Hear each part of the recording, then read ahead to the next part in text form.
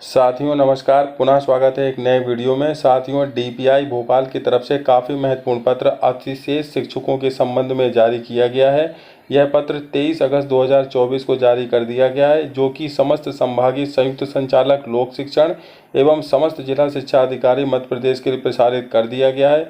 साथियों, अतिशेष शिक्षकों की जो जानकारी है वो आप एजुकेशन पोर्टल पर जाकर देख सकते हैं कि किन स्कूलों में कौन कौन से शिक्षक अतिशेष शिक्षकों की श्रेणी में आते हैं, क्योंकि उन्हीं अतिशेष शिक्षकों के बारे में जो ये पत्र जारी किया गया है, उन्हीं अतिशेष शिक्षकों की जो अगली जो उनको ऐसी शालाओं में भेजा जाएगा जहां पर शिक्षक की कमी है, या उनको प्रशासनिक स्थानांतरण के माध्यम से किसी दूसरी संस्था में भेजा जाएगा। तो ये सारी जानकारी आप इस वीडियो में पाएंगे। तो आइए चलते हैं इस वीडियो में, और जिन्होंने भी इस चैनल से सब्सक्राइब नहीं किया है वो इस चैनल से जुड़ जाएं और बेल आइकन को प्रेस कर दें। आइए चलते हैं इस वीडियो के अगले पोर्शन में। तो आप देखेंगे अतिशेष शिक्षकों को शिक्षकों की कमी वाली शालाओं में काउंसलिंग के माध्यम से पदस्थ करने विषयांतर्गत राज्य एवं जिला स्तर पर अधिकारी कर्मचारियों की स्थानांतरण नीति वर्ष 2022 में, जो कि 8 सितंबर 2022 को जारी की गई थी, उसकी कंडिका 3.2 के अनुक्रम में अतिशेष शिक्षकों को शिक्षकों की कमी वाली शालाओं में काउंसलिंग के माध्यम से पदस्थ करने के संबंध में आवश्यक प्रावधान किए गए हैं।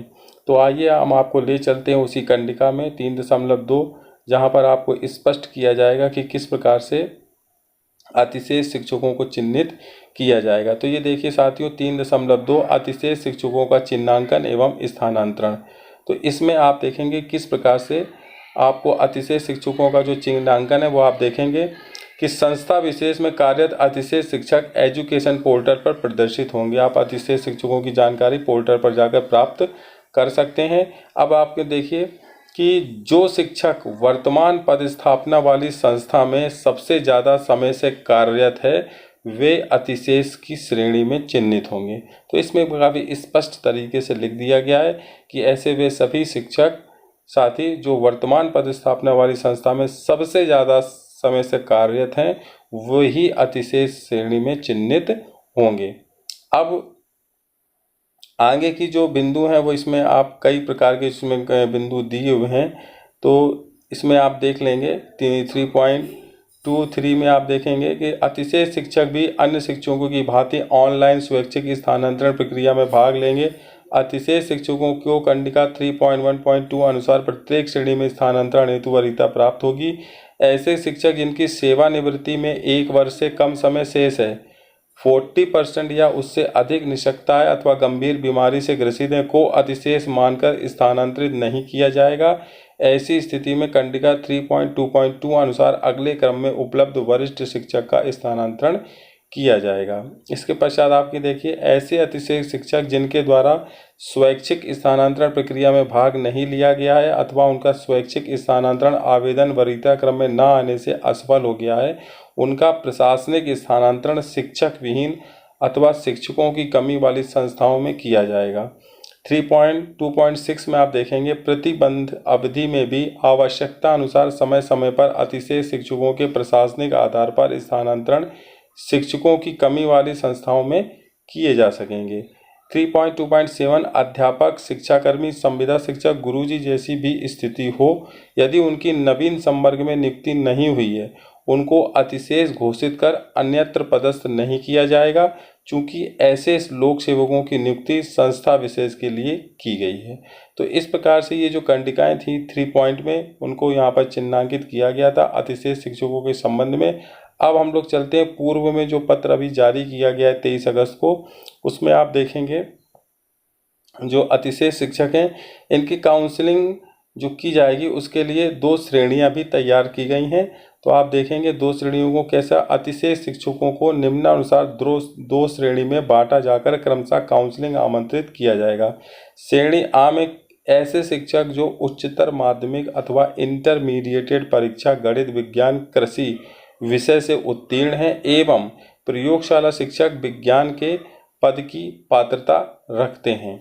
यानी ऐसे शिक्षक जिनका जो इंटरमीडिएट यानी हायर सेकेंडरी यानी कक्षा 12वीं में जो सब्जेक्ट हैं गणित है, विज्ञान है, कृषि है, एवं प्रयोगशाला शिक्षक विज्ञान के पद पर पात्रता रखते हैं, ऐसे शिक्षकों को श्रेणी आ में रखा गया है और इनको छोड़कर बाकी जितने भी श्रेणी हैं वो सब श्रेणी बा में रहेंगे। तो इस प्रकार से 2 श्रेणियों को डिवाइड करके ये काउंसलिंग कराई जाएगी। और इस काउंसलिंग की जो डेट है वो आप देखें तो उसकी जो डेट निर्धारित की गई है, काउंसलिंग प्रातः ठीक 11 बजे से प्रारंभ होगी और काउंसलिंग का जो क्रम रहेगा वो गणित, विज्ञान, कृषि विषय के अहर्ताकारी सहायक शिक्षक का सर्वप्रथम रहेगा, अन्य विषय के अहर्ताधारी सहायक शिक्षक द्वितीय नंबर पर रहेंगे, तीसरे नंबर पर गणित, विज्ञान, कृषि विषय के अहर्ताधारी प्राथमिक शिक्षक रहेंगे और चौथे नंबर पर अन्य विषय के अहर्ताधारी प्राथमिक शिक्षक इस श्रेणी में आएंगे। अब इसके पश्चात आप देखिए इसमें जो अगला इसमें जो जानकारी समय की दी गई है इस पत्र में आप देखेंगे, यहाँ पर इसमें जो दिनांक दी गई है ये दी गई है। आप देखिए पॉइंट नंबर 1 में कि विभिन्न शैक्षणिक संस्थाओं में संख्यामान एवं विषय मान से जैसी भी स्थिति हो, अतिशय शिक्षकों की स्थिति एजुकेशन पोर्टल पर प्रदर्शित की गई है। ऐसे सभी अतिशय शिक्षकों को शिक्षकों की कमी वाली शालाओं में काउंसलिंग के माध्यम से पदस्थ करने हेतु दिनांक 28 अगस्त 2024 को जिला शिक्षा अधिकारी कार्यालय जिले द्वारा चिन्हांकित काउंसलिंग स्थल पर प्रातः 10 बजे उपस्थित होने हेतु निर्देशित किया जाए। तो 28 अगस्त को प्रातः 10 बजे से ये ऑनलाइन काउंसलिंग आयोजित की जाएगी और उसका माध्यम जो भी हो आपको उसी समय बता दिया जाएगा। और जिला शिक्षा अधिकारी कार्यालय से भी प्रत्येक जिले से इस प्रकार का पृष्ठांकन पत्र अतिशय शिक्षकों की काउंसलिंग हेतु जारी किया जाएगा भविष्य में। चूँकि काउंसलिंग की जो डेट है वो 28 है, तो इसलिए कुछ ही दिनों में प्रत्येक जिले से जिला शिक्षा अधिकारी कार्यालय से भी इस प्रकार पृष्ठांकन कर जो भी प्रक्रिया होगी उसकी संपूर्ण गाइडलाइन जारी की जाएगी।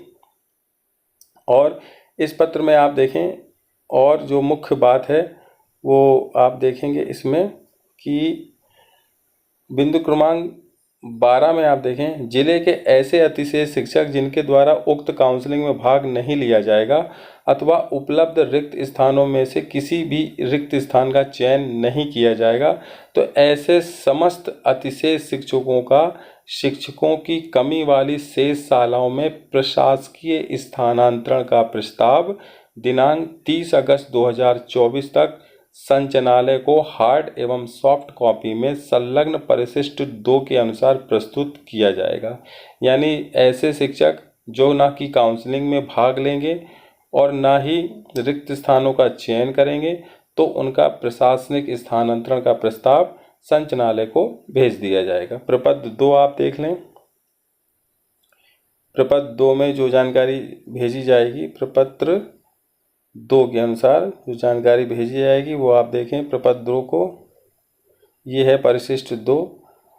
प्रमाणित किया जाता है कि निम्नानुसार अतिशय शिक्षकों द्वारा काउंसलिंग प्रक्रिया में शाला चयन से असहमति दी गई सूचना के उपरांत भी अनुपस्थित रहे हैं, उनका प्रशासनिक स्थानांतरण किया जाना प्रस्तावित है।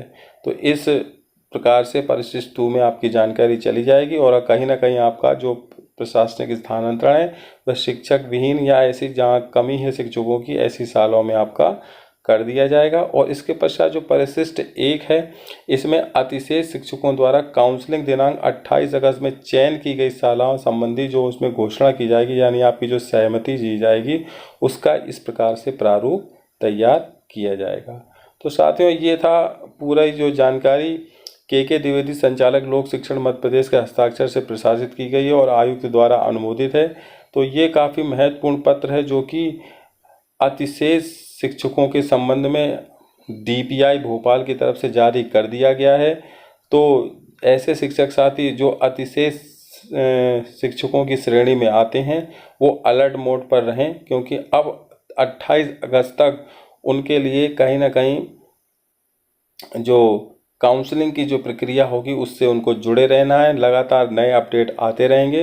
तो अगर आप भी इस चैनल से नहीं जुड़े हैं तो तुरंत जुड़ जाइए, क्योंकि अगला जो आने वाला अपडेट होगा चैनल से सर्वप्रथम आपको उपलब्ध कराया जाएगा।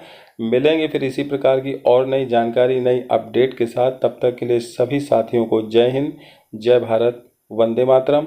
और इस पूरे पत्र की जो PDF लिंक है वो वीडियो के डिस्क्रिप्शन बॉक्स में दे दी जाएगी। वहाँ से आप बहुत ही आसान तरीके से उसको डाउनलोड कर सकते हैं।